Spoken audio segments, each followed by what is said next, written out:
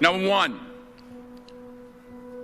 put God first. Put God first in everything you do.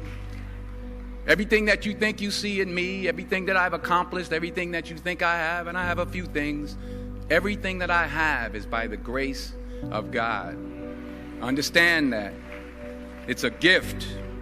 40 years ago, March 27th, 1975, it was 40 years ago, just this past March, I was flunking out of college. I had a 1.7 grade point average. I hope none of you can relate. I had a 1.7 grade point average. I was sitting in my mother's beauty shop. They still call it beauty shops now? What they call it now? Yeah, I was sitting in the beauty parlor. I was sitting in my mother's beauty parlor, and I'm looking in the mirror, and I see behind me this woman under the dryer. And every time I looked up, she was looking at me, just looking me in the eye. And I didn't know who she was, and I said, she said, somebody give me a pen, give me a pencil. I have a prophecy. March 27, 1975, she said, boy, you are going to travel the world and speak to millions of people. Now, mind you, I was flunked out of college. I'm thinking about joining the army. I didn't know what I was going to do, and she's telling me I'm going to travel the world and speak to millions of people. Well, I have traveled the world, and I have spoke to millions of people. But that's not the most important thing, the success that I had. The most important thing is that what she taught me and what she told me that day has stayed with me since. I've been protected. I've been directed. I've been corrected. I've kept God in my life, and it's kept me humble. I didn't always stick with him, but he always stuck with me. So stick with him in everything you do. If you think you want to do what you think I've done, then do what I've done and stick with God. Number two, fail big. That's right. Fail big. Today is the beginning of the rest of your life, and it can be very frightening. It's a new world out there. It's a mean world out there, and you only live once. So do what you feel passionate about. Take chances professionally.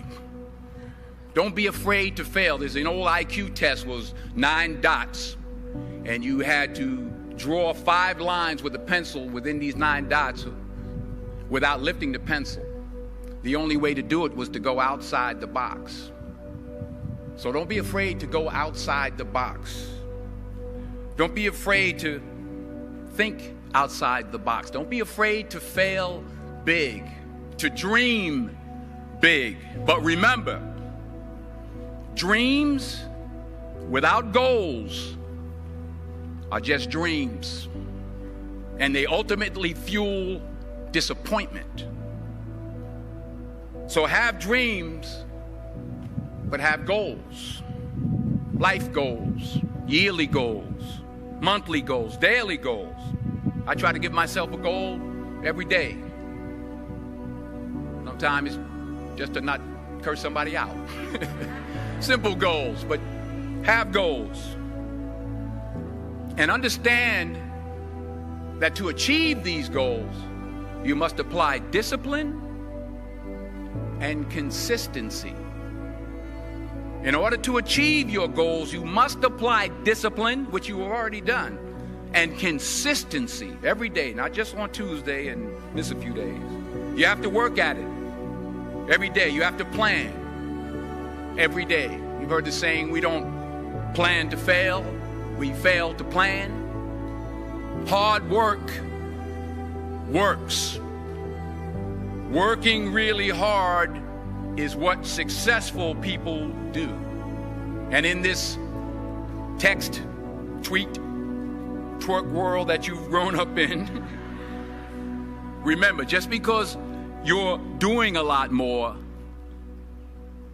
doesn't mean you're getting a lot more done. Remember that. Just because you're doing a lot more doesn't mean you're getting a lot more done. Don't confuse movement with progress. My mother told me, she said, yeah, because you can run in place all the time and never get anywhere.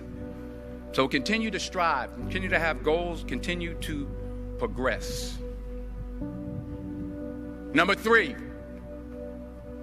you'll never see a U-Haul behind a hearse. I'll say it again. You'll never see a U-Haul behind a hearse. I don't care how much money you make, you can't take it with you. The Egyptians tried it. They got robbed. That's all they got. You can't take it with you. And it's not how much you have. It's what you do with what you have. We all have different talents. Some of you will be doctors, some lawyers, some scientists, some educators, some nurses, some teachers. Yeah, okay. Some preachers. The most selfish thing you can do in this world is help someone else. Why is it selfish? Because the gratification, the goodness that comes to you, the good feeling that I get from helping others, nothing's better than that. Well, one or two things, but nothing's better than that. Not jewelry, not big house I have, not the cars, but it's the joy. That's where the joy is, in helping others. That's where the success is, in helping others. Finally, I pray that you put your slippers way under the bed tonight, so that when you wake up in the morning, you have to get on your knees to reach them. And while you're down there, say thank you for grace. Thank you for mercy. Thank you for understanding. Thank you for wisdom. Thank you for parents. Thank you for love. Thank you for kindness. Thank you for humility. Thank you for peace. Thank you for prosperity. Say thank you in advance for what's already yours. It's how I live my life. That's why I am, one of the reasons why I am today. Say thank you in advance for what is already yours. True desire in the heart for anything good is God's proof to you, sent beforehand to indicate that it's yours already. I'll say it again. True desire in the heart, that itch that you have, whatever it is you want to do, that thing that you want to do to help others and to grow and to make money, that desire, that itch, that's God's proof to you, sent beforehand already to indicate that it's yours. And anything you want good, you can have. So claim it. Work hard to get it. When you get it, reach back. Pull someone else up. Each one, teach one. Don't just aspire to make a living. Aspire to make a difference.